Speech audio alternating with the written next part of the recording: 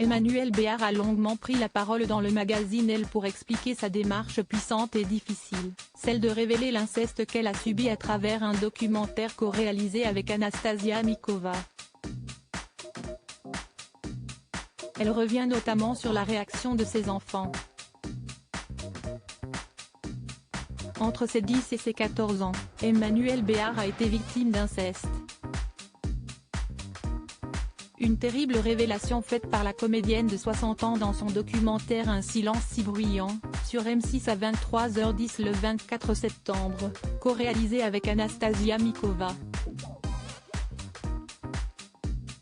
Pour le magazine Elle, la comédienne a donné une interview exclusive, revenant sur cette démarche si courageuse.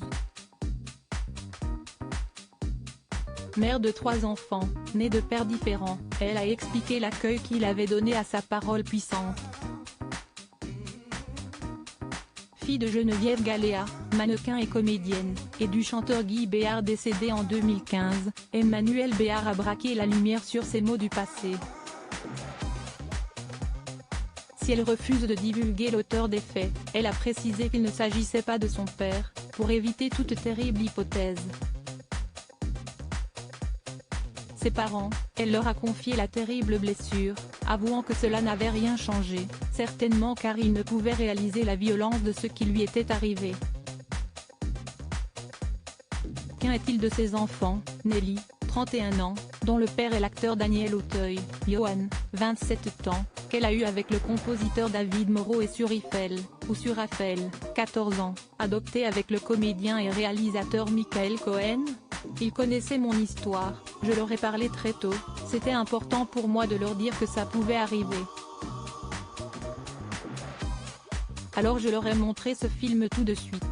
Un film difficile à regarder mais nécessaire. Leur réaction n'a fait que confirmer à Emmanuelle Béard qu'elle avait pris la bonne décision en parlant à sa progéniture qu'elle chérit tant. Je ne supporterai pas la compassion et ce que j'ai beaucoup aimé chez mes enfants, si est-ce qu'ils l'ont été dans le combat, immédiatement.